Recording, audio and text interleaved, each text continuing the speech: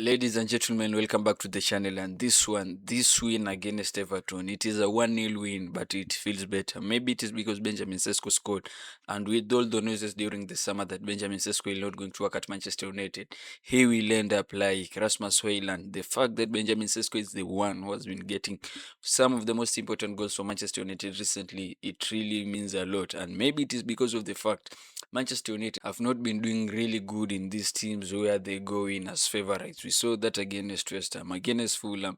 It was some moments of brilliance that won us the game. Against West Ham United, we could have not gotten those 3 points, which could have been vital in our top 4 race. But this win, I know you have had very good wins against Manchester City, against Liverpool, and against Arsenal at the Emirates. But this one feels like it is the one, man, because, well, the news around Manchester United always Manchester United can win against these big six teams, but when it comes to teams which are struggling in the league, Manchester United usually cannot string a lot of passes. And you saw in this one, man, we could not even string 10 passes the way we were doing against Manchester City and Arsenal. We could not do that. We didn't get our Cunha Bruno Luke Shaw moment. We could not get that because, well, against these teams, one, they play a very low block, which is very tough for Manchester United to beat, especially when Benjamin Sesko does not start in games like this. That is why we have to tell Michael Carrick this. Benjamin Sesko has to start in these type of games. He has played he came on against West Ham. He grabbed that very good equalizer. He came on against Fulham United. A game was 2-2. He gets a ball inside the box. A very good from Bruno Fernandes. And a very calm finish from Benjamin Sesko to give Manchester United the 3-2 win. Now today against Everton, a team which we could not break. A team which the starting attackers Amad Diallo, Matthias Cunha, and Brian Mbeumo could not break it. Benjamin Sesko when he came in. And it is not just the goal.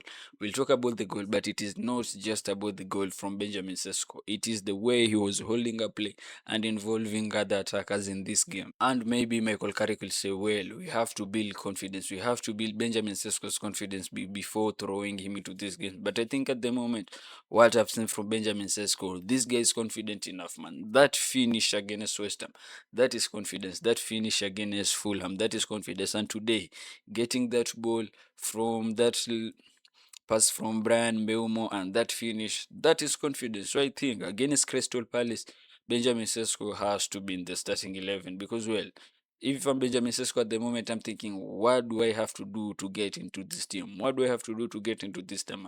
Because today he grabbed a very good goal. Let's talk about the goal. Everton are on attack. They try to cross the ball inside the box, and Harry Maguire is then the box. A big guy, as he was a big guy in this game today. Him with Senne Lammens, they were very good in claiming those crosses and corners from this Everton side. So Harry Maguire has the ball outside the box. The ball lands on the feet of Matthias Cunha. Matthias Cunha with a very good ball fending Brian Mbeumo on a very quick counter attack. And I love the way Brian Mbeumo, he made a very good decision today because, well, apart from goals and assists from Brian Mbeumo, he has not been very good in terms of the decisions he makes in the pitch. He holds up the ball. He waits for Benjamin Sesko, who is sprinting. Wow. I did not know Benjamin Sesko can run the way he ran for that goal. He runs past his centre back. He finds himself inside the box and a very good finish past Jordan Pickford. And just like that, Manchester United are 1-0 up. A very clinical goal, a very vintage Manchester United goal, a very good Manchester United goal, and a very typical Manchester United goal. Those are some of the faggy types of goal Manchester United should be scoring and have to be scoring because it is in our DNA.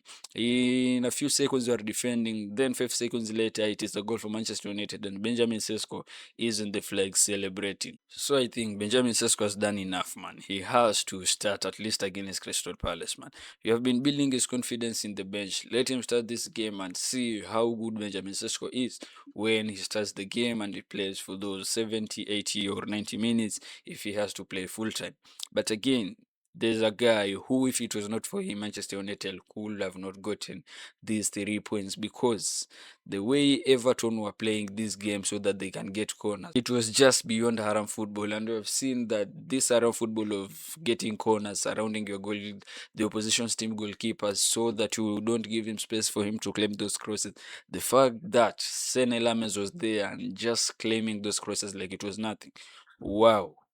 Senne Lammens, his presence in that box, It is just enough for Manchester United, and gives confidence to this Manchester United centre back, because Everton today got around 10 corners, and in all those 10 corners, they were trying to bully Senne Lammens inside that box.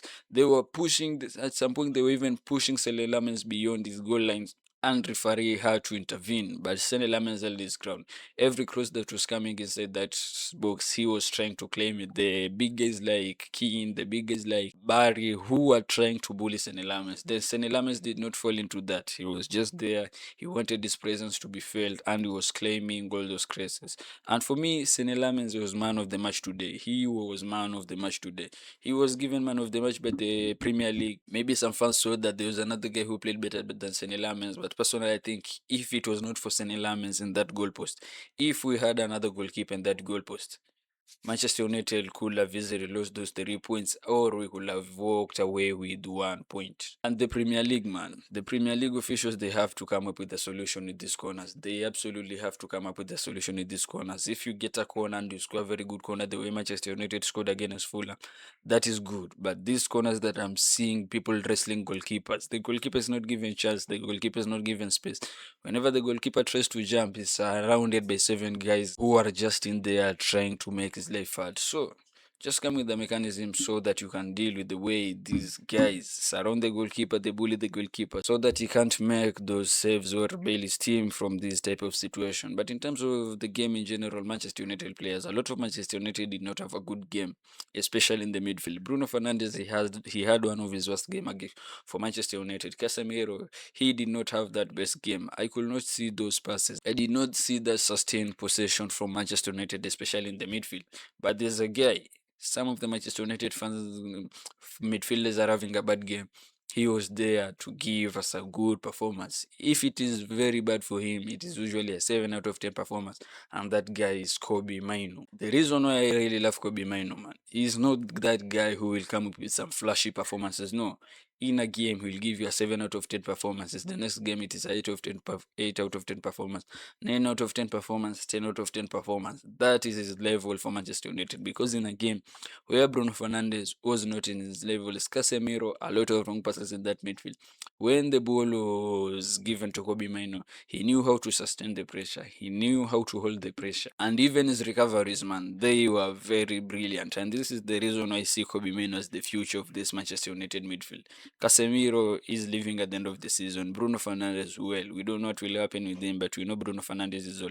Build a team around Kobbie Mainoo. If you are building a midfield, build it around Kobbie Mainoo, because in big games, in the games where the others are struggling, because Manchester United players today, you can say they were drunk because they could not string passes, especially in the first half.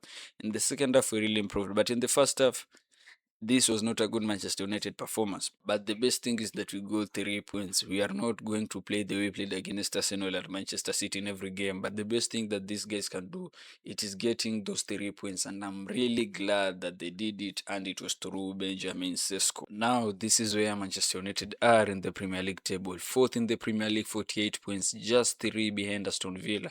Aston Villa have been having really bad, recently they've been are in a very bad form, because look at their past 5 games: a draw in the latest game, a win, a draw, an L, a win. So it seems Aston Villa, they are not in a very good form. But again, if you look at the points, just 5 points behind Manchester City. So they might be in the title race, they might be in the race for the top four, and even end up below the top four.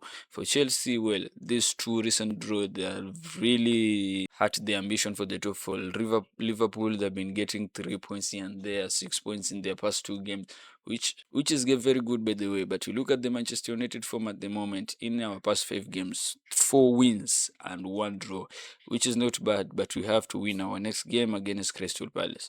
This is a must win, because the fact that it is an away game, and recently Manchester United have been seen as struggling against the small teams, we have to go on and win this game against Crystal Palace. But guys, let me know your thoughts in the comment section. Did you enjoy this win as I enjoyed? If you have not subbed, don't forget to leave a sub, and see you in the next one. Ciao.